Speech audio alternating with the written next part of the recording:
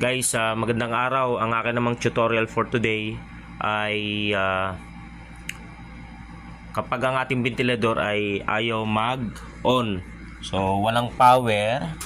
So, kapag sinaksak natin,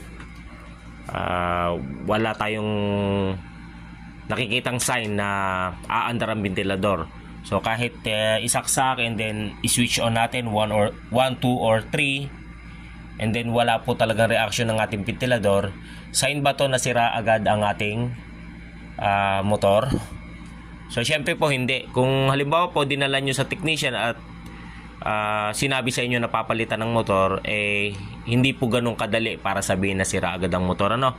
Kasi kung talaga po sira ang motor, walang power at all, makakakita po tayo ng sign ng sunog dyan or may maamoy tayong mabaho. Pero kung wala naman po, and then nakikita natin smooth yung ating ventilador, umiikot ng maayos, walang problema, and then walang power, ayaw umandar, provided na na-check na natin ang capacitor buo, hindi po agad nasisira ang motor. Ang una pong masisira yung tinatawag na thermal fuse. So yun yung fuse na kung mapapansin nyo, buhat dito sa plug. So line 1, for example, nakakonekta dito sa switch, and then yung other one, yung kulay black, iyan po yung tinatawag na common papunta sa motor. So yung common na yan, iyan itong kulay gray, no?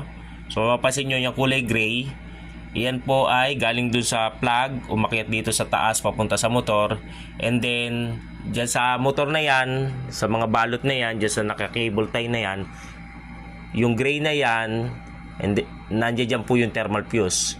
So bago pumasok sa thermal fuse, yung gray na yan nakakonekta doon sa isang dulo ng thermal fuse, and then pagtawid, yung thermal fuse na yun nakakonekta dito, no?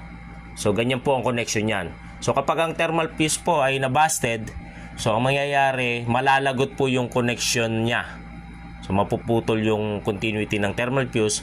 So meaning, hindi na rin tatawid dito. Kasi nga, sabi ko nga, buhat dun sa plug, ayan, sa kulay gray na yan, umakyat dito, sa kulay gray na to, and then thermal fuse, bago pumasok dito sa capacitor, thermal fuse. So pag nalagot ang thermal fuse, wala na rin tong supply kalahati ng capacitor.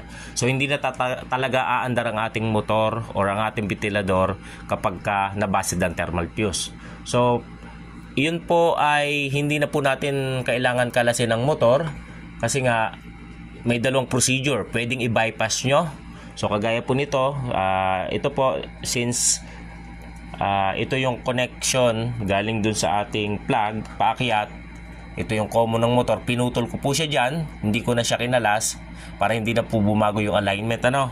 So yan po, ang mangyayari po niyan, kung meron po tayong thermal fuse, ikakabit po natin dyan, and then pag nakabit yung thermal fuse, iko-connecta dito. So kuha lang po ako ng sample thermal fuse para ipakita sa inyo, ano? Pero yung thermal fuse po na meron ako is kailangan kong ibalot kasi iba po yung itsura niya kumpara sa original. Saglit lang po guys. So ito guys, kumuha ko ng sample thermal fuse. So ang value niya actually ay tingnan natin kung makikita, no? So hindi siya makita, gawa ng ilaw. Ang value niya po ay 113 degrees Celsius. Okay. So 113 degrees Celsius. So meaning, kapag uminit po ito, na-reach niya yung 113 degrees Celsius or over sa 113 degrees Celsius, puputok po yan dito sa gitna or ma-disconnect yung continuity. So ipapakita ko po sa inyo kung paano po to gagana. Pero hindi ko po muna i-fix, ano. So ikakabit ko, yung sabi ko nga, buhat sa plug, umakyat dito. Supposedly, ito yung nakakonekta doon sa thermal fuse sa loob. And since busted na siya, so gagamit tayo nito, no? So ikakabit natin po siya dito, pag ganyan, and then pag ganon. Pero syempre, i-fix natin siya, and then babalutan po natin siya syempre, ano? So saglit lang guys, ikakabit ko muna, ano? So yan guys, nakabit ko na nga just for the demo. So again, buhat sa plug ito umakyat na dapat naroon yung thermal fuse, and since ang nasira ay thermal fuse, pinalta ko po siya ng bago for the demo only. Mamaya ko na i-fix. So yan, and then ikinonect ako dito sa isang linya ng capacitor. Actually, kung hindi mo pa makabisado, you can try left or right. Kung alin yung aayon sa normal na ikot, like the clockwise na ikot, so dun mo siya i-connect. Kung dito, counterclockwise, ito yung clockwise. So ganyan po siya. So lagay ko muna sa 0, no? Sa 0 muna. So napalitan ko na yung thermal fuse. Sasaksak po natin. So saksak ko muna, guys. Yan, sinaksak ko na. And then balikan natin, ano. So yan po, pagka thermal fuse yung sira, huwag po tayong maniwala basta-basta na sira agad ang motor. So lagay natin sa number 1. Yon. Kung mapapansin mo, number 1, umandar siya. So yan po, hindi po basta-basta agad nasisira ang ating motor, ano. So ganyan po, pagka sira ay thermal fuse lang. So kailangan lang po natin siyang paltan. So yung iba po binabypass yan, pero ako papaltan. So yan na po yung connection. Hindi po natin kailangan magpalit ng motor ng ating ventilador. So, yung thermal fuse nagkakalaga ng 10 hanggang 20 pesos lang po siya, ano? So, ngayon, i-fix ko lang siya, hahanapan ko na magandang posisyon, kikable tie ko, and then, yan, ganun lang po. So, maraming salamat, guys.